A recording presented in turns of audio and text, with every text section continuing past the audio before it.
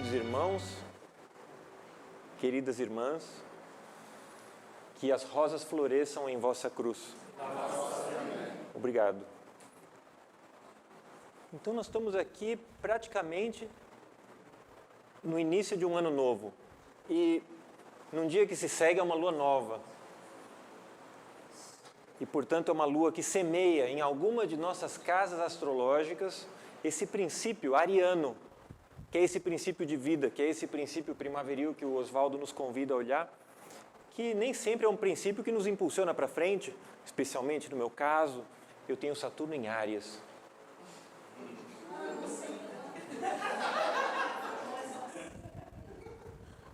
A presença de Saturno nos signos marcianos realmente é um desafio.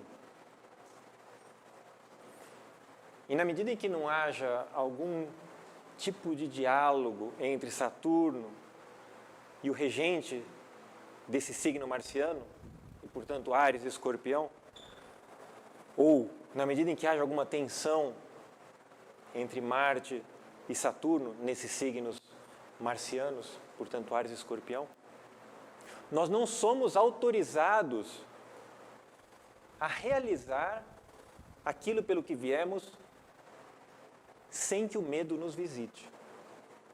Então, se de alguma forma fomos semeados com esse princípio ao nascer de Saturno em Áries, é interessante observar Saturno em Áries, Saturno em Escorpião. Qual é a conversa que Saturno estabelece com Marte? Porque realmente a presença de Saturno nesses signos, que são signos que a princípio implicam um impulso, numa coragem, num exercício de lançar-se, num exercício de morrer, num exercício de nascer. Essa presença realmente pode ser amedrontadora.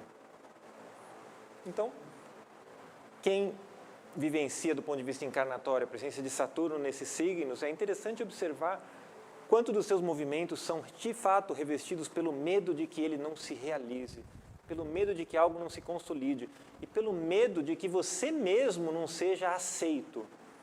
No caso disso acontecer misteriosamente na casa 1, quando essa ênfase vai ser muito mais notória. Mas, curiosamente, vocês veem que coisa essas questões encarnatórias, né?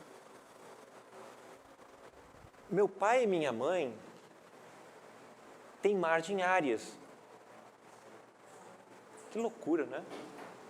Você imagina o que seja você ter Saturno em Áries e nascer numa casa onde seus pais têm Marte em Áries?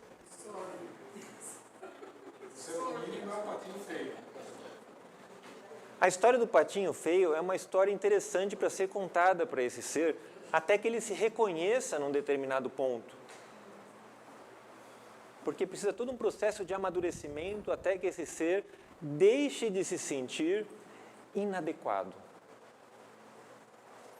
E todo esse atrito anímico é muito interessante para depois que essa inadequação for tratada, porque esse tratamento só pode ser feito na alma, apesar de grande parte do sofrimento ser no corpo, né? Ele é fundamental para que a gente consiga minimamente exercitar essa saturnidade com alguma consistência, com um pouco menos de medo, com um pouco menos do retirar-se, um pouco menos do ocultar-se e com um pouco mais de coragem. Não é fácil. E que o Oswaldo nos convida a olhar realmente é de uma profundidade muito interessante a ser meditada por nós que eventualmente formos visitados pela presença de Saturno nesses signos arianos, nesses signos marcianos. Né? Isso já é um olhar astrodiagnóstico, porque a gente pode transpor a presença desse Saturno, tanto em Escorpio quanto em Áries, observando os órgãos a partir dos quais cada uma das hierarquias trata, e portanto Áries a cabeça. Como é minha cabeça? Eu bato a cabeça, eu tenho dor de cabeça, os órgãos da minha cabeça são defeituosos, são problemáticos. Na medida em que eu não realizo, ou não elevo, ou não desenvolvo essas habilidades de Saturno em Áries, a minha cabeça eventualmente vão ter órgãos que vão se ressentir e não vão funcionar da forma mais ideal. Da mesma forma que o Saturno, estando em Escorpião, também vai nos convidar a uma reflexão sobre o funcionamento genital do meu corpo. Então, além do medo, que ainda é uma qualidade anímica que nos toma na medida em que nos imobiliza, é interessante observar até que ponto que eu sublimei aquilo ao ponto de não precisar passar pela manifestação física daquilo que é uma promessa, enquanto um convite. Então, são termômetros. Então, você vê, cada qual leva uma cruz, né? E é interessante conhecer essa cruz, até para poder olhar-se com mais propriedade, né? Curiosamente, eu tenho o nó do norte em Áries, então é a direção que eu tenho que ir. E o Saturno está me conduzindo de forma profundamente disciplinada nessa tentativa de buscar essa direção. Que desafio, né? Que desafio. Não é simples sair da média, porque é na média que você é compreendido. A média é o medíocre. Mas quando a gente sai da média, nós também não nos fazemos compreender. E a gente percebe no olhar das pessoas se a gente está sendo ou não compreendido. Então é uma ousadia sair da média. E quando a gente é mal sucedido é porque a nossa oração não foi suficiente. Então oremos para que sejamos compreendidos. E que sejamos a cada dia menos medíocres. E cada dia menos nos esquivemos daquilo pelo que viemos. Para que nossos olhos se abram e que, de fato, a gente faça o projeto que nós nos comprometemos, que é o princípio de Áries, esse princípio radiante de realizar aquilo pelo que viemos. Sim. Eu acredito que, se você se propõe a ser estético também, ser diferente, porém estético, você resolve essa questão porque você será compreendido. Mesmo que você não seja compreendido na sua geração, você será compreendido nas próximas. Então, acho que a saída aí é estética. Você vê que o Van Gogh, que a gente menciona, ele não foi compreendido na sua época.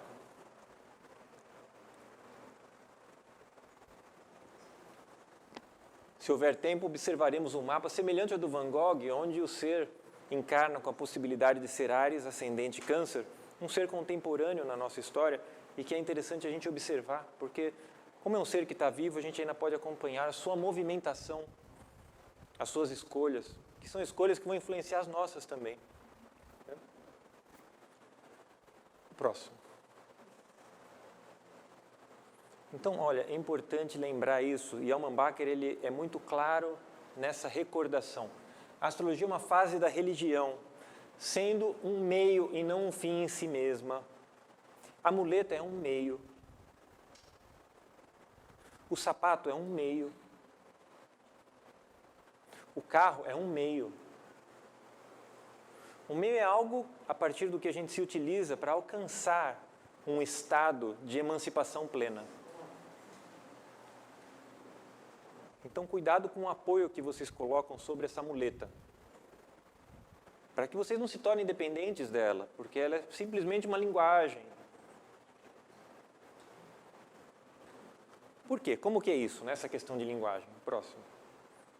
Aqui ela se propõe. Por que ela está aqui até agora? Quando nós estudamos a astrologia, levando em conta que há hierarquias espirituais vinculadas a cada um dos signos zodiacais, nós precisamos desconfiar na medida em que a gente tem um corpo filosófico que nos mostra que determinadas hierarquias despertaram no ser humano germes, sementes. Certas hierarquias despertaram no ser humano sementes de instâncias que esse ser humano tem ainda adormecida. Hierarquias que despertaram no ser humano sementes do corpo vital, sementes do corpo denso que nós já temos alguma consciência. Nós percebemos que, na medida em que essas sementes germinarem plenamente, essas sementes fazem parte do nosso ser. Na medida em que elas germinarem plenamente, a comunhão do nosso ser com esses seres criadores vai ser plena. E na medida em que essa comunhão se estabeleça, eu não careço mais de uma interface. Eu posso ver face a face. Eu sou um ser em desenvolvimento. que ainda nasce dentro de uma perspectiva umbilical. Eu ainda não sei fazer corpo sem nascer de umbigo. Nascer de umbigo significa nascer de pai e de mãe, fecundado e precisar de um umbigo para nascer. Enquanto a gente nascer de umbigo, a astrologia será imprescindível. A gente precisa, no entanto, se apropriar de uma qualidade de saber que nos permita transcender a necessidade do nascimento de umbigo. Apropriar-se desses germes de forma consciente ao ponto de saber operar sobre eles, ao ponto de saber regá-los, para que eles se tornem flores. Rosas também, mas talvez flores que ainda nem imaginamos do que se tratam. Flores do nosso ser, que permitam a essas hierarquias sentirem um pouco do que seja a nossa própria experiência, na medida em que florescemos e podemos devolver a elas aquilo que elas nos emprestaram. Isso é o retornar. Se Áries começa na cabeça e vai até os pés, eu preciso, a partir dos pés, buscar esse caminho de volta, de retornar à cabeça. Estabelecer esse diálogo. Apropriar-se da minha verticalidade. Porque tudo pode ser, dentro desse campo informacional, a partir de Áries. E por mais que a gente veja um primitivismo no ariano e no funcionamento marciano dessa hierarquia, é fundamental que, além desse primitivismo, nós tenhamos algum grau de reverência pela possibilidade. E se tem reverência, tem que ter gratidão. Porque na medida em que não sou grato, deixo de comungar com tudo aquilo que essa hierarquia tem enquanto informação e que eu poderia acessar, na medida em que meus corpos tenham qualidade para fazê-lo.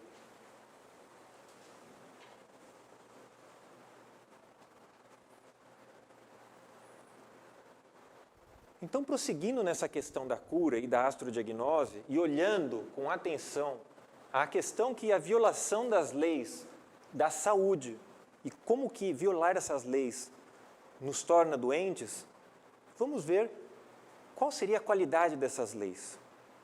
Do que se trata essas leis?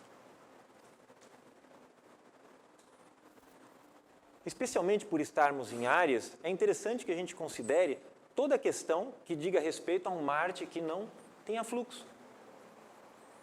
Um Marte mal aspectado, um Marte num signo fraco. Se Marte tem a natureza de fogo, como vocês acham que ele se encontra quando ele está num signo de água? À vontade? Mas como isso se manifesta materialmente? A presença de Marte num signo que não lhe é interessante, Libra, por exemplo, que é o signo oposto aonde ele nasce, portanto está em queda, Câncer, Peixes, que são signos de natureza que não têm esse calor e que, portanto, tendem a refrescá-lo. Qual seria a resposta da presença de Marte num local inapropriado? Ou mais desafiador, que é uma palavra mais generosa, não é mesmo, Oswaldo? É a necessidade de uma zona de conforto. Marte num signo mal aspectado é a pessoa que busca a zona de conforto, onde a pessoa vai se sentir segura e no controle. Eu preciso de zona de conforto? Ou eu estou disponível para sair da zona de conforto e entrar na zona do medo, onde eu vou sentir um pouco de falta de autoconfiança, onde as pessoas podem ou não me compreender, eu posso ou não ser entendido, onde eu posso ou corro o risco de ser crucificado, onde muitas vezes o Marte fraco encontra desculpas para não adentrar, onde ele é afetado pela opinião dos outros, porque ele não se reconhece pelo que é, senão pela resposta que o ambiente tem a ele. É uma zona de medo. Como é que fica a virilidade? A virilidade é muito traiçoeira, porque a virilidade ela pode se maquiar dentro de um aspecto feminino passivo que continua sendo viril. Então a virilidade é um aspecto aí que é indissociável de Marte, seja para onde ele vá. Porque a gente vê a virilidade como algo muito machão, mas não é isso.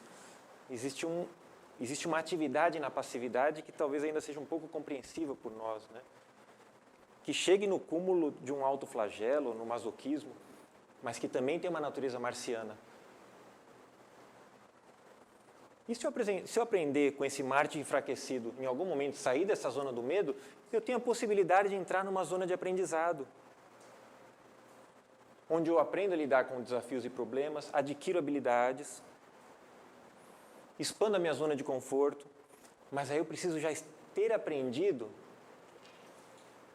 a lidar com o medo e minimamente a fazer ou estabelecer uma relação de amizade com a morte e o morrer.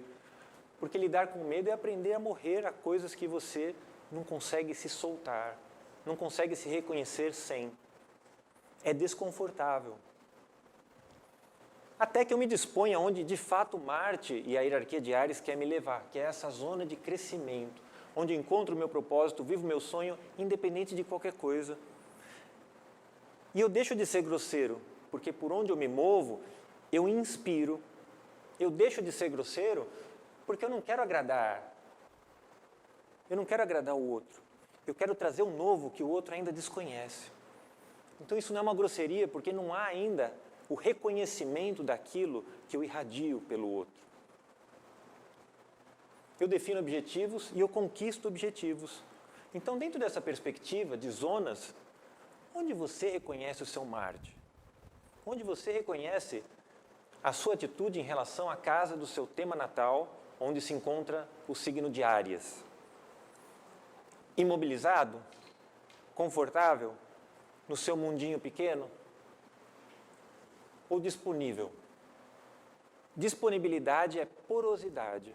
É disponibilidade para ser permeado por aquilo que você desconhece e que, portanto, pode envenená-lo. Precisamos ter essa disponibilidade de entrar em relação com o veneno. É o veneno da vida. Estar exposto a experiências.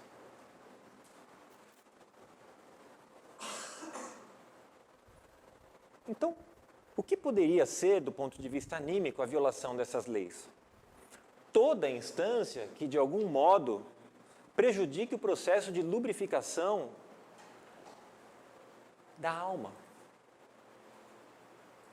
Alma, nada mais aqui me refiro àquilo que permite o fluxo entre a experiência da materialidade e uma experiência de uma essencialidade. Alma é a troca entre uma essencialidade e uma materialidade. Tudo aquilo que possa, desse plano, ascender a um plano que não desceu até aqui, e tudo aquilo que de um plano elevado possa descer e ser novo aqui, se faz por meio da alma. Alma é movimento, ânima. Alma é o princípio vida. O princípio vida é indissociável de fluxo. Alma é aquilo que flui, de baixo para cima, de cima para baixo. E quais seriam esses lubrificadores da alma? Por exemplo, a pobreza. Quem aqui não quer ser pobre? O que é pobreza para vocês? Eu já prometi que um dia antes de desencarnar eu vou doar tudo. Tá bom assim? Tudo bem, mas a gente tem que ser pobre agora.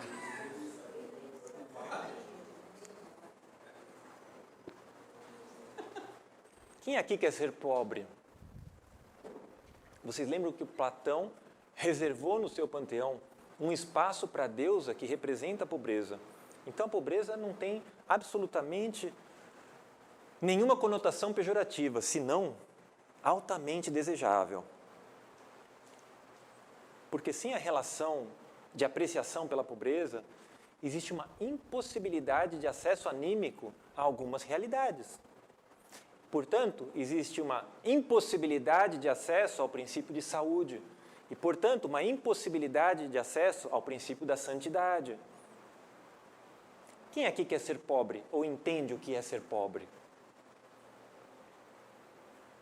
A pobreza está ligada ao ter e não ter ou ao ser e não ser? A gente pode tratar indistintamente, independente do ser ou não ser algo de um nível muito maior. Mas se você é ao ponto de estar tão pleno de si, em que nada mais pode permeá-lo, ou seja, se você é de tal forma que a possibilidade dos seus poros serem adentrados por uma nova qualidade de ser, se você está tão pleno do seu ser, você está afastado do princípio da pobreza. Você está afastado do princípio de pênia. Em algum grau, eu preciso de pênia na minha vida. Eu preciso de penúria. Eu preciso da falta. Porque a gente sabe, Platão foi claro quando ele nos diz da concepção de Eros, e Eros é o princípio erótico que nos move. Quem acha que Eros é sexualidade está simplesmente olhando para o Eros horizontalizado. Eros é um princípio que verticaliza o homem. É importante lembrar que Eros é filho de Pênia, que é a deusa da absoluta necessidade, falta. Então, se eu estou afastado do princípio pobreza, do princípio penúria, do princípio falta, se eu estou pleno de mim, se eu estou satisfeito, o meu princípio da porosidade está obstruído. O estado de insatisfação, de abertura para o novo, de não saber, de sustentação de um estádio de oração por um estado quase que de entusiasmo sustentado para entrar em relação com as coisas como elas são, nos leva ao estado de adoecimento. É fundamental que a gente tenha algum espaço a ser visitado, algum espaço a ser preenchido. Se nós não aprendermos isso, ou a trabalhar isso dentro de uma perspectiva anímica, uma perspectiva essencial, eu vou precisar passar pela pobreza física, que existe como último recurso pedagógico de um princípio espiritual. E até que eu me adapte, não me revolte, não seja um inconformado, e não me veja como um desgraçado, e aprenda a celebrar triunfos alheios, ou seja, estar poroso à realização do próximo, até que eu não desobstrua os meus poros para a graça de cada experiência que se manifeste aos meus olhos, eu vou adoecer. Não ter uma relação ou uma vivência em alguma instância do nosso ser, da experiência de pobreza, é um princípio de adoecimento. Onde eu sou pobre, onde eu tenho espaço, onde eu careço. Porque a pobreza também está nos primeiros passos da possibilidade de olhar para o que seja a humildade. Não é possível ser humilde se você é pleno de certezas. Por isso que eu não consigo ser humilde. Aí é com você, Oswaldo. Aí é com você. Se Deus quisesse que eu fosse humilde, Ele não tinha me dado tanta Deus é um brincalhão. Ele está brincando com você. Acho uma pergunta-chave. Qual é a diferença entre porosidade e permissividade? Permissividade tem relação direta com controle. Controle. Porosidade é uma disposição passiva. Disposição passiva? Você pode fechar seus poros, você pode abrir seus poros, mas você não pode destruir a sua porosidade. Você tem que olhar para ela. Você tem que olhar nesses poros e olhar se acontece um fluxo aí, existe troca, ou eu me basto na medida em que eu me retiro e me torno um ermitão. Quando alguém fala, eu espero ele acabar para dizer como as coisas são. Ou quando alguém fala, eu percebo o milagre da possibilidade de eu não saber, ou das minhas certezas se sentirem movidas. Se eu não tenho poros, eu sou completamente autoconsistente. Eu estou indisponível, não existe tu. A individualização não está a serviço de um princípio futuro de comunhão, senão de diferenciação e não querer fazer parte. Lucífero. Mas, João, é rapidinho, juro. Vamos supor que o seu ascendente seja peixes, ou que você tenha Netuno no ascendente, ou que o regente do seu ascendente esteja a conjunção Netuno. Você não é poroso e permissivo ao mesmo tempo? E sem escolha. Nessa situação, você perdeu até a possibilidade da permissividade. Você foi quase que arregaçado. Você vai vivenciar a necessidade da porosidade por eventualmente não ter entrado em relação ou permitido que ela te ensinasse dentro de uma outra perspectiva. Então, algumas encarnações, de algum modo, elas instrumentalizam o ser para entrar na experiência, queira ou não queira. Olha, isso aqui vai ter que ser assim, porque não pode ser de outro modo.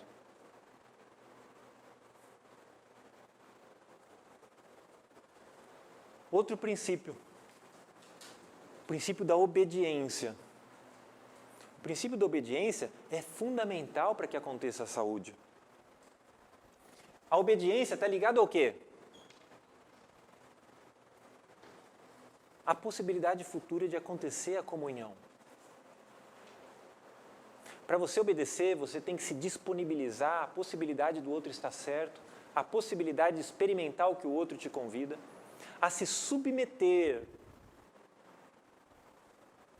Não adianta eu comungar sem estar disponível a me dissolver. Eu posso me reconhecer e me constituir como um ser único, mas qual é a minha disponibilidade para me dissolver e vivenciar aquilo que me convida e que para mim é completamente estranho? Claro, tem que ter porosidade para acontecer, mas tem que ter disponibilidade e permissividade para que essa comunhão aconteça. Aqui já há alguma atividade, porque eu escolho obedecer ou não. Aqui já mostra um princípio operacional funcional, onde eu me disponho a. Ou eu falo, não, isso aqui está errado, eu não concordo a priori. O princípio da comunhão é fundamental para a gente entrar em relação com hierarquias que emprestaram de si para nós. Em algum nível, que não o físico, que não o etérico, que não o de desejos, que não um plano mental, que não um plano matemático, que seja. Em algum nível que me faltam palavras. E se me faltam palavras, eu preciso me desfazer de algum modo e me reconstituir para entrar em relação com. E se submeter eventualmente. Se eu tenho muitos planetas em Leão, como é que eu obedeço, João?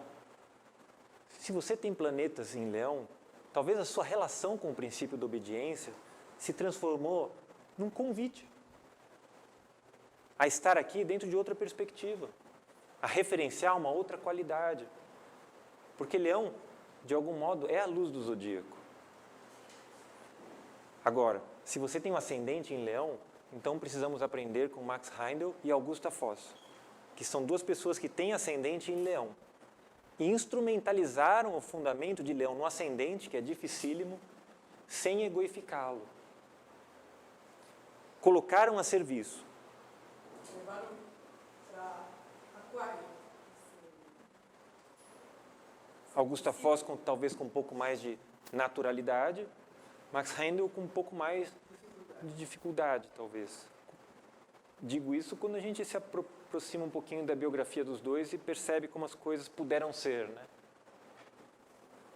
Isso não quer dizer que um seja mais meritoso ou outro, ou que eu tenha competência para analisar qualquer qualidade de alguém que esteja tão além, né?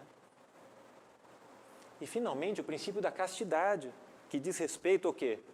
A qualidade de receptividade que eu tenho. O que é a castidade? A castidade é o copo que você escolhe para colocar a água que você vai beber. Vocês vão colocar a água para beber num copo sujo? Você não procura um copo limpo para colocar água? A castidade é buscar tornar-se esse copo para que aquilo que esteja além de mim sinta-se à vontade para comungar comigo, para estar comigo. É o asseio. É o estado de pureza que permite que as coisas sejam, sem que se ressintam, sem que se afastem. É um estado de convite pleno. A gente associa muito a questão da sexualidade. Mas isso é um vício da nossa sociedade. Aliás, uma pergunta interessante que surgiu em algumas das nossas conversas já é a gente refletir se as relações sexuais da nossa humanidade não resultassem de um ato prazeroso, nós nos disporíamos a criar outro ser. Se o ato sexual fosse doloroso, nós continuaríamos disponíveis ao sacrifício de sustentar o prosseguimento da humanidade enquanto onda de vida? Então, olha a generosidade das hierarquias criadoras de colocar determinadas instâncias para que a gente reproduza, para que a gente não desista. Porque se compreende o estado que a gente está atualmente. Na verdade, os encontros sexuais não são nem para reproduzir outro ser. A maioria dos encontros sexuais são pelo prazer em si. E se outro ser surgir, aconteceu. Que azar. Não sei, é uma coisa muito estranha. Tem muita confusão. Acho que uma pegadinha. Tem muita confusão nessa parte. Mas eu tenho a impressão que esse estado de distração no processo de fecundação humano guarda algum tipo de relação com o grau de insanidade que a humanidade se encontra hoje. Então essa castidade que vai desde uma purificação pessoal até uma purificação na forma de estar, realizar, estabelecer um compromisso, precisa ser compreendida enquanto um princípio de saúde. Porque se eu estou adoecido dentro desse requisito, eu vou gerar seres adoecidos. Porque a fecundação é um processo ressonante. O ser que vem a encarnar diz respeito ao estado que eu me encontro. E aí as dificuldades acontecem depois do nascimento desse filho. Claro. Porque aí vem todo aquele processo Claro. terrível. E você acha que é o outro, e você não percebe que é você. Então tem tudo isso. Violar as leis da saúde não é simplesmente comer aquilo que é ou comer isso, ou abusar em determinados hábitos. É também, mas é muito mais. Porque o poder da saúde é inacreditável. A saúde não vem de escolhas e experiências físicas, senão de um campo informacional etérico. A saúde vem a partir do corpo etérico, do corpo vital. É vital porque ele vitaliza o corpo material. Então esses princípios, que até são votos de alguns movimentos espiritualistas, voto de pobreza, obediência e castidade, são estímulos de lapidação desse veículo alma, que é esse veículo que está em contínua construção para que ele sirva de mediador ideal para esse diálogo entre a minha essência e a minha materialidade. Então é importante olhar para isso. João, como é que signos, por exemplo, como Áries, Leão, Escorpião, cheios de energia jorrando pelos poros, podem praticar a castidade? Dá uma dica para a gente.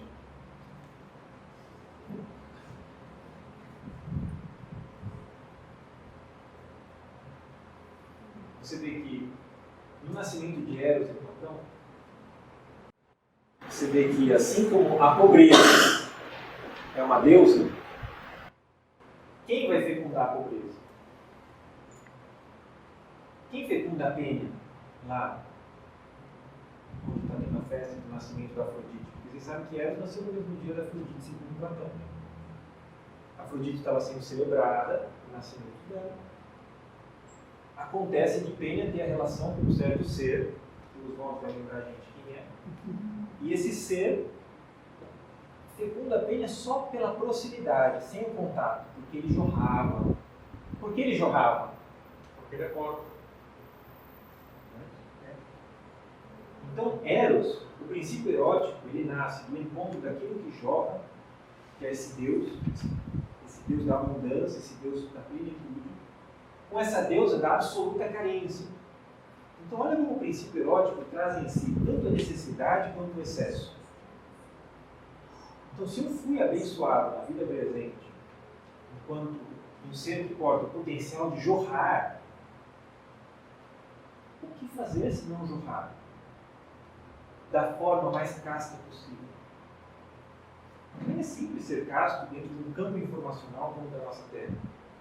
O grau de comprometimento midiático que a gente encontrou depois completamente contra a possibilidade de um princípio de castidade do qual que alguém se interessa de fato. Hoje, castidade está ligado à pessoa que acha que outra é trouxa, é tonto, ou sei lá o quê.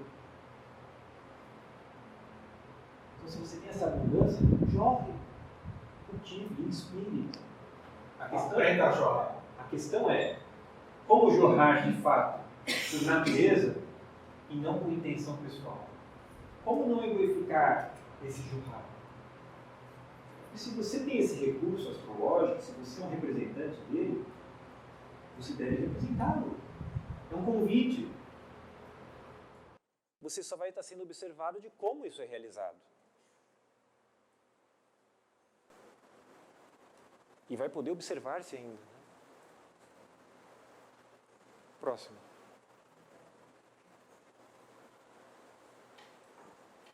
Então, quais seriam os signos que poderiam nos dirigir, de algum modo, a essas três instâncias, enquanto campos de aprendizado? Pobreza. Qual que vocês acham que é o signo que pode nos ensinar sobre a pobreza?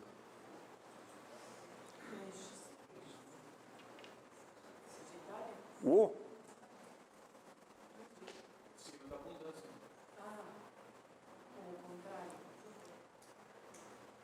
Para a gente aprender sobre algo, muitas vezes não é no algo que a questão se mostra. Né? Em peixes é a pobreza compulsiva. Em peixes, você quase que está sendo convidado a uma lição. Não há escapatória, de alguma forma, não entrar em relação direta com aquilo, não sentir da forma mais densa possível, né? Ao ponto de desenvolver a compaixão. Né? Você quase que sente o que o outro está sentindo. Eu não sei o que é isso. Eu não tenho planeta em peixes. Eu não tenho, mas eu tenho observado. Eu também. Pessoas. Mas eu aprendo assim. Eu observo não só as pessoas que têm, como no relacionar-me com elas, o que elas me causam. E às vezes é extremamente desconfortável. É muito desconfortável. É inacreditável. Você fala, nossa, como que uma pessoa se permite isso? Sentir isso? Ser assim? Que dor. É uma dor. O que a gente não sabe o que é, a gente sente como uma dor. É alguma coisa que está lá doendo e que não tem entendimento. E aquilo que não pode ser entendido é uma dor de alma. Porque se você tem entusiasmo e interesse pela vida e algo não lhe é claro, isso é uma dor de alma. Quero saber o que é isso. Enquanto eu não sei, sofro as dores do parto.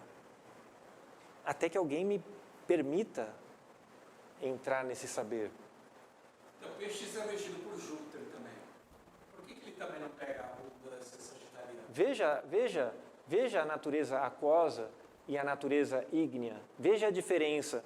Porque o fogo ele transborda, ele irradia, ele de fato abunda. Mas a água, ela absorve, ela é para dentro, ela vai para baixo. Então ela te arrasta.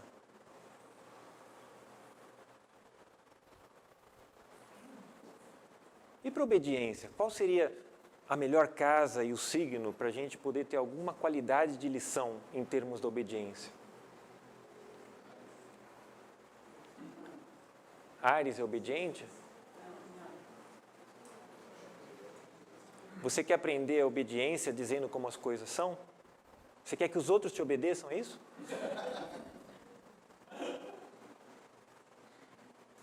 O melhor lugar para aprender obediência... Sou obediente que sabe mandar. Áries, então? Não, pode ser leão. Leão. Imagina o leão. Nem gato.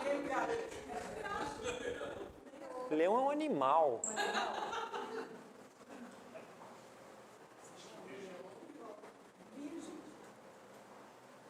Virgem é uma servidora, né?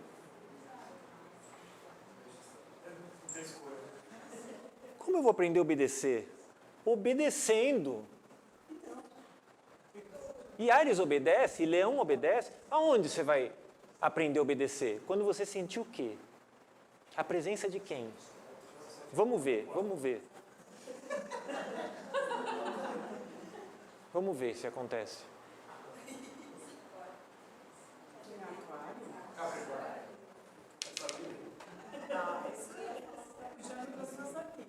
Certinho.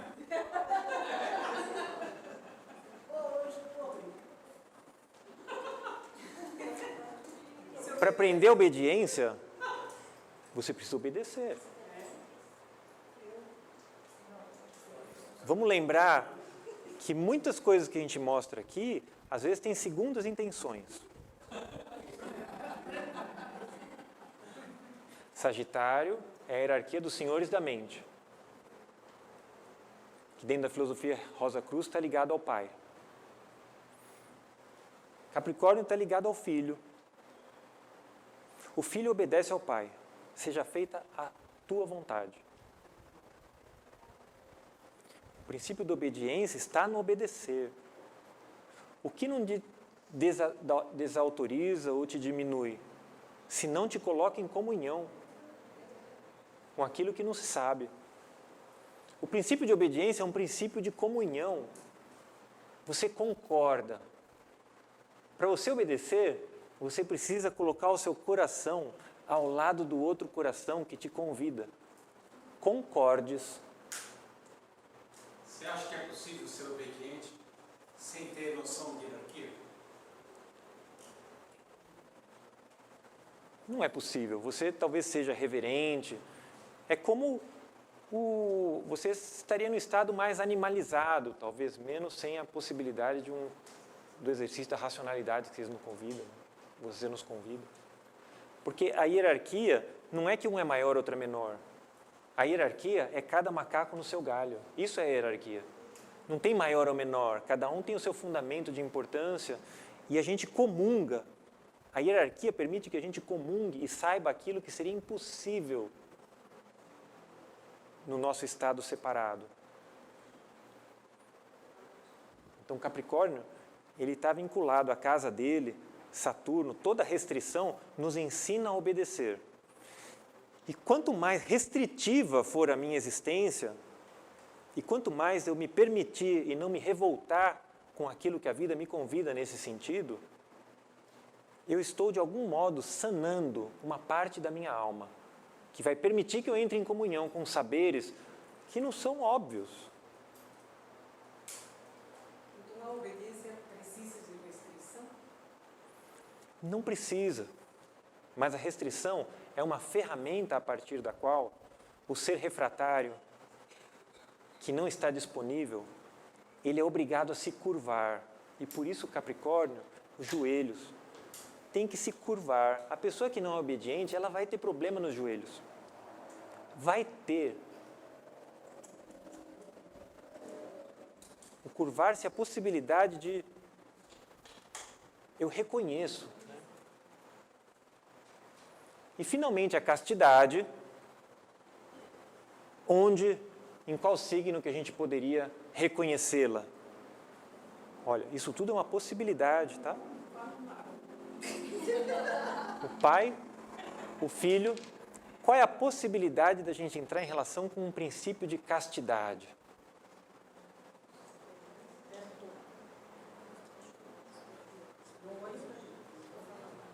O Cristo é um arcanjo, né? Ele obedece ao Pai.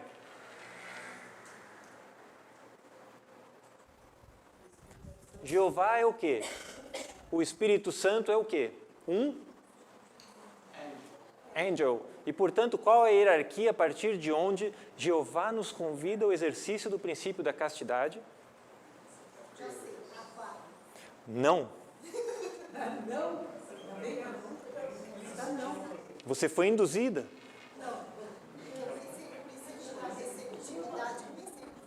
Você pensou bem. Por que você pensou bem? Porque você sabe que a hierarquia de Aquário está vinculada aos anjos. Jeová, Espírito Santo, de fato, na filosofia Rosa Cruz, é compreendido como um anjo. No entanto, esquecemos de que, como anjo, se desenvolveu a tal ponto dentro de sua onda de vida que passa a operar a partir de outra hierarquia. Claro, coordena os anjos. Mas a partir de onde? Com a autoridade de que seres? De qual hierarquia? Claro. Os senhores da forma. O veículo mais denso de Jeová hoje opera naquela região, na região de Escorpião. O princípio de saúde, ele diz respeito funcional com cada uma dessas hierarquias e como nós entramos em relação com elas. Esses valores da pobreza, obediência e castidade, na verdade, eles são só valores experienciais dentro do plano humano que a gente possa entrar, nos permitir entrar em relação com esses seres, com esses saberes, com essas instâncias. E nós temos veículos germinais que podem ser treinados a escutar essas hierarquias. Por que escutar? Porque escutar é lá dentro. Por que não é sentir? Porque sentir é aqui fora. Sentir não vale. Dá para sentir também, mas precisa escutar. Porque só sentir é difícil saber o que está sendo dito. Escutar é ressoar com aquela verdade.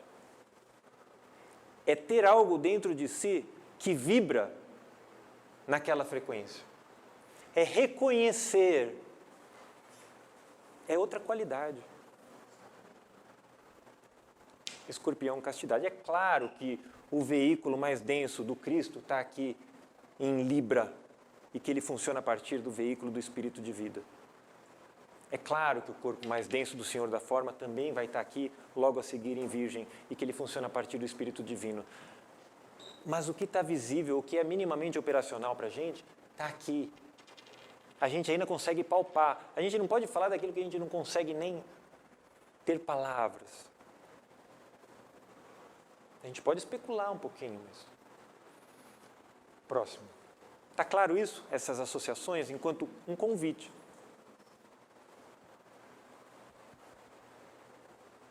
Ter essa noção, né, da separação do campo de informação zodiacal, do campo de informação planetário, de que as leis só podem vir de um plano que é perfeito e elas podem se manifestar a partir de um campo que codifica e que nós estamos sob a influência desse campo de codificação. E não dá para entender, de fato, essas informações que estão chegando. Enquanto isso, mesmo sem entender, tem gente que já está desenhando essas informações. Então, em vez de achar que o cara ficou louco, a gente pode olhar e falar, nossa, será que Áries está falando isso aqui mesmo? Olha só, o que é isso aqui, né? O que Touro está querendo dizer a partir daqui? Ter abertura, né? Não achar que algumas coisas não servem para nada. Ter aquele pode ser sempre vivo. Que nervoso, né? Áries é nervoso. É nervoso. Áries é nervoso, sim. Estou falando que é nervoso. Caramba, eu tenho Saturno em Áries, meu. Não se intromete na minha aula, por favor. É muito nervoso. E, portanto, Áries, ele tem uma relação direta com um centro nervoso bastante fundamental, enquanto parte do corpo por ele regida. Que parte é essa, Carla? A cabeça. Áries está diretamente relacionado à cabeça. Olha que lugar nervoso que é a cabeça. Por isso que Oswaldo já falou bem, o ariano tem cabeça quente. E por ter a cabeça quente, fica careca. Fica careca. Se a pessoa tem Sol em Áries, o sangue vai mais para aquela parte do corpo. O cabelo não gosta da região dos folículos pilosos muito quente, começa a cair. Né? Fica careca. E tem gente que está careca de saber que assim continua nascendo ariano. Né? Ariano Suassuna. O próximo. Tô. Então, olha aqui, o Áries. Olha só, o que é proeminente no Áries, né? Olha esse focinho. Esse bicho é quase um nariz, pelo amor de Deus. Nárias. Olha a fuça desse bicho.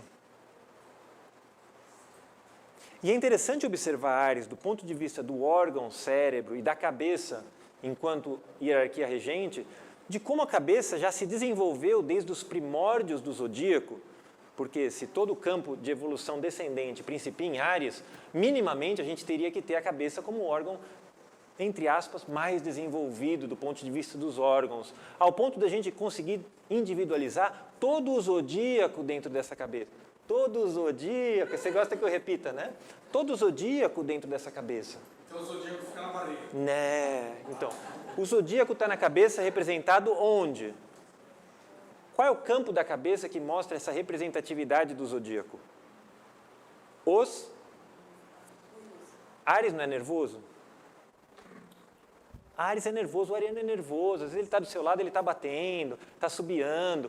Putz, às vezes você tem que ser até de perto, que ele te deixa nervoso. Ó, você não para de se mexer aqui, eu estou vendo você direto se mexer. Áries é nervoso. Então, os nervos, eles são uma boa forma da gente olhar para esse mapeamento ariano e qual é a relação simbólica que esse campo nervoso dentro da cabeça guardaria com esses signos. Por quê? Por acaso, que não é por acaso, temos 12 pares de nervos cranianos. Esse 12, que nessa hierarquia já se mostra com clareza, tem um campo de informação muito interessante, porque na relação que a gente tem com cada um desses pares de nervos cranianos, a gente pode encontrar o grau de saúde que nós temos em cada uma das outras hierarquias. Por exemplo, cuidado, o Oswaldo adverte que o geminiano ele é um ser perigoso do ponto de vista articulado e de fazer associações indébitas e, eventualmente, impróprias. Portanto, isso é um convite. Isso é um convite a adentrar a caverna do Merovingio e vamos ver aonde que a gente chega com essa história. Primeiro nervo, com aquele narigão, né? Qual que é o primeiro nervo? Está ligado a que signo? Áries é o primeiro signo. O nervo olfatório é a nossa parte mais animal, a partir de onde a gente principia a cheirar, a sentir o cheiro das coisas, a conhecer o cheiro das coisas, a sentir que algo não vai bem pelo cheiro. Isso é Áries. E, de fato, Áries é um signo profundamente intuitivo. São muito intuitivos. E são muito ariscos também. Eles sentem quando algo não vai bem, ou o cheiro mal de alguma coisa. Algo de podre. Isso. Provavelmente tinha um Áries na pessoa que teve um Áries bom, né? E esse cheiro, ele vai para dentro, né? Ele vai para o profundo do ser, ele te coloca numa relação direta, instintiva, animal com a experiência. Praticamente não há qualidade consciencial da escuta, mas existe a comunhão instintiva, animalizada da experiência. É límbica. O segundo nervo, poderíamos relacionar a qual signo? Pode ser o segundo signo. Pode ser. Touro. Como que a visão está ligada a touro? Poxa, a gente viu que os olhos estão ligados, um tem regência da lua, outro do sol, a íris tem regência de Urano. Como é possível associar um nervo craniano a touro? O desejo de ter está muito ligado ao olho. Sim. E assim como é a partir do cheirar que você tem a vontade de saborear, que te impulsiona a fazer, ou a fugir, ou a caçar, o ariano, a partir daquilo que a gente vê, a partir da imagem que nos impressiona, nós desenvolvemos uma qualidade vinculada a touro, que é a imaginação. Áries, a vontade. Touro, o princípio receptivo, imaginativo, impressionável. Imaginação, imagem em ação. O terceiro nervo,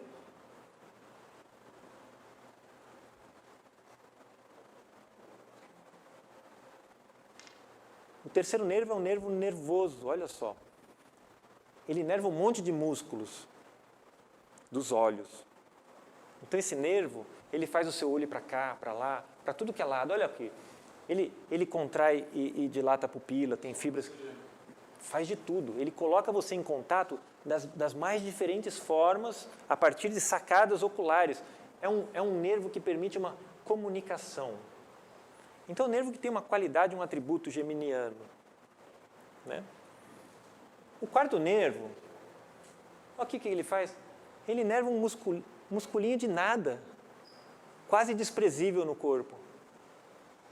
O músculo oblíquo superior. O que esse músculo faz?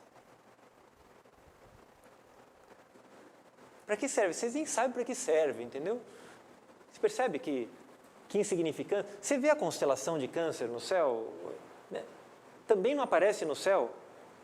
Então o quarto nervo tem uma inervação insignificante, assim como a constelação de Câncer, esse signo tão fundamental enquanto base passiva da alma.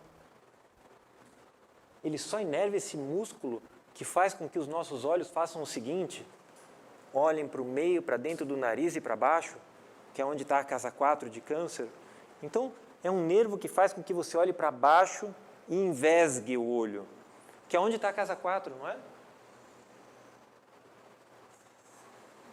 E que eu perco esse olhar focado também para olhar para mim, porque essa convergência faz com que eu olhe o meu próprio nariz. Então ele faz com que eu me feche em mim mesmo, como aquela casca do caranguejo que me envolve, que me prende. Ele faz com que eu volte para mim e para aquilo que é meu, para a minha família, e como que tudo para dentro. Parece um nervo caranguejo, né? Chama troclear.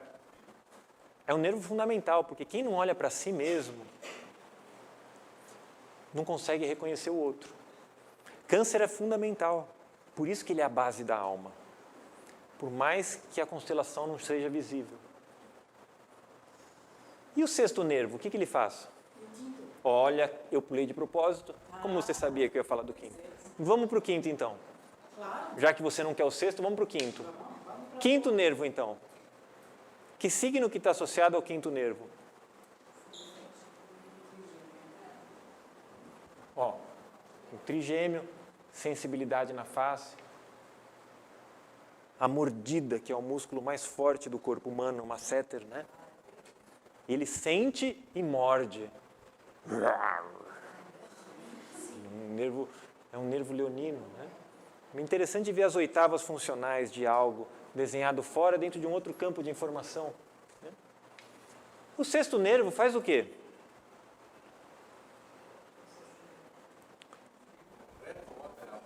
Ele inerva um músculo que também comanda o olhar. Mas o que esse olhar faz? O que seleciona está aqui, ó. Não. Porque não é mais para frente, para os lados, o outro e que volta. Virgem não é aquele que serve ao outro. Então ele olha para o outro, porque ele olha para o lado. Ele deixa de olhar para si para olhar para o lado, aquele que está do lado. Ele me coloca em relação com o outro, aquele que está ao meu lado. O sétimo. Como que eu me relaciono com as pessoas, com o outro? O que eu uso no rosto? A mímica. O sétimo nervo é o nervo que dá a possibilidade de eu me relacionar com o outro, que é Libra. E, portanto, pelo exercício da mímica facial, eu posso entrar em relação com a minha dinâmica libriana. Ou seja, se eu não tenho expressão facial, provavelmente eu tenho uma lesão libriana. Ou uma paralisia facial. Então, se alguém tem paralisia facial, é interessante fazer o exercício de como essa face é apresentada. O oitavo está ligado a qual? Escorpião.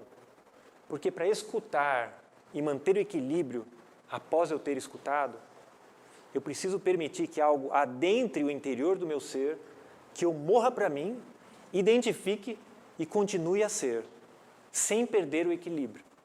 Escutar e equilibrar, a despeito de transformar. Porque se de fato eu escuto alguém, Martin Buber diz bem, eu tenho que ao final da escuta me tornar outro ser. Senão não escutei, senão eu tratei a pessoa como um isto, uma coisa. E eu não vou escutar um isto ou uma coisa. A menos que o cara use o LSD e escuta a pedra falando. Mas é outra coisa. É outra conversa. Essa é uma conversa que... Não gosto, não curto essa conversa. O processo de desalinhamento dos... Não. O glossofaríngeo é um nervo sensitivo que dá a gustação no terço posterior da língua e, portanto, é uma gustação profunda. Gustação, saber, é o sabor, porque sabor é saber, é sabor. Saber é conhecer o sabor das coisas. E Sagitário é o nervo da sabedoria, ou é a hierarquia da sabedoria, ou aquele que conhece as coisas com profundidade, ou conhece o saber saborear profundo.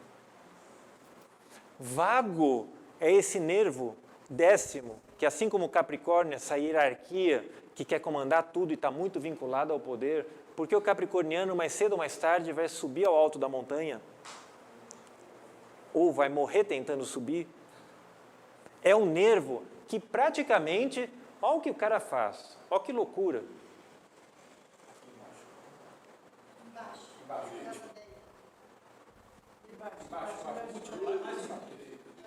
Olha o que ele faz. É vago, por isso que eu acho. Ele é vago, então eu não encontro. É difícil encontrar o vago. Ele inerva todas as vísceras abdominais. Ele quer tudo, ele controla tudo. Mesmo quieto, sem falar nada, e você nem saber que ele está lá, ele está controlando tudo. É um nervo controlador. O nome dele também é pneumogástrico. E o Max Heindel diz na sua literatura que o princípio vital se retira enquanto átomo semente do corpo a partir do pneumogastro e vai sair pela parte posterior dos ossos parietais após a vida. Olha que nervo interessante enquanto campo de fluência de informação, Oswaldo. Nervoso esse nervo, né? Depois, o 11º nervo, o nervo acessório. Ele vai ser Capricórnio? Capricórnio, sim. O 11º nervo, o que ele vai fazer? Ele é o acessório. Diferente de Virgem, que olha para o outro para servir, ele olha para o outro como irmão, porque ele não olha só com os olhos, para não perder aquilo que precisa ser feito, mas ele vira o pescoço inteiro em direção ao irmão. É o nervo da fraternidade, porque ele se vira ao lado, ele sai de si para ir para o lado, ele vira o pescoço. Ó. É o 11º nervo, nervo acessório. E o 12º nervo, olha que nervo maluco. O que esse nervo faz, o 12º nervo, que está vinculado a peixes? Ele é a culminância do sacrifício ariano. Ele faz mexer a língua. Áries sai de um lugar onde você sente o cheiro e ele faz você mover a língua. Sem a língua não é possível falar, comunicar. Ser humano, entrar em relação com aquilo que é principial, que é o verbo. O humano é uma hierarquia que veio para nomear. Foi permitido que nós nomeássemos e criássemos a partir do verbo. Então, essa é uma possibilidade de olhar para esse campo ariano enquanto informação, né?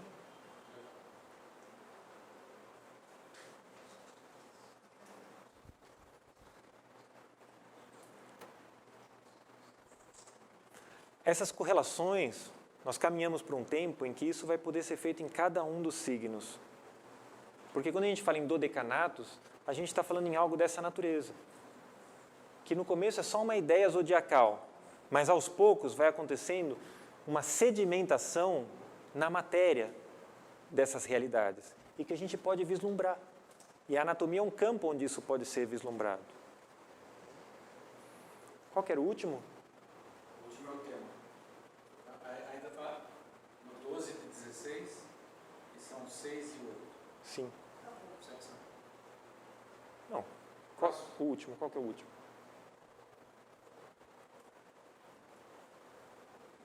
Augusta Foz, só para a gente entrar em relação. Qual é a qualidade ariana que ela guarda? Quem que ela traz para dentro de Áries? Netuno em Áries. Observar sempre a marcialidade do signo em Áries.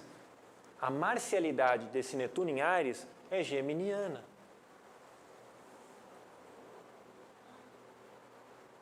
porque Marte é o regente de Netuno.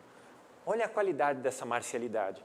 Ela te remete a uma animalidade ou alguma qualidade de discernimento? Propriedade na comunicação? Próximo, Oswaldo. Max Heindel. Netuno em Áries. Qual é a qualidade da marcialidade desse Netuno? Vamos procurar Marte. Marte em Virgem. É um Marte grosseiro, tosco? Não tem um refinamento?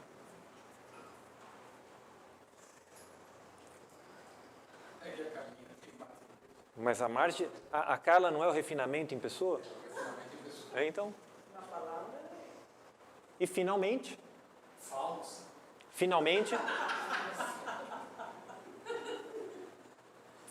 para concluir a nossa Páscoa, fique impressa a imagem aqui de quem atualmente faz o que por nós? Nos governa. Nasceu na Páscoa. 0 de Áries, Bolsonaro. 0 de Áries. Qual é a qualidade da marcialidade desse Áries?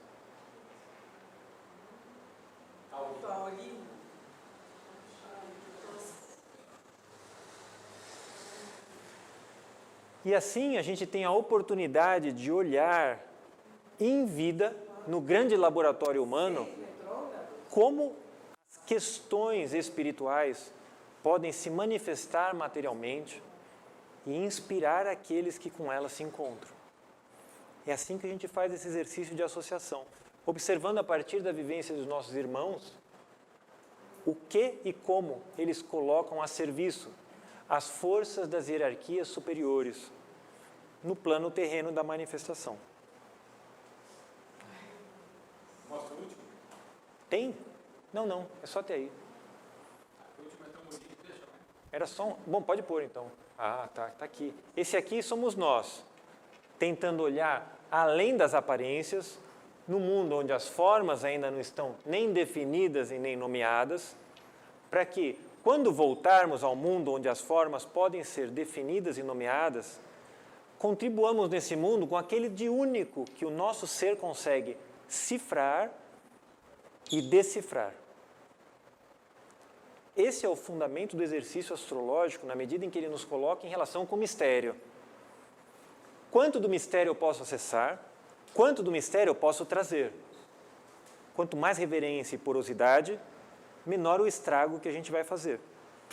Quanto mais unilateralidade nos convites de fazer interpretações, mais estragos eu vou fazer. Quanto mais amorosidade no meu ser, melhor a qualidade da comunhão.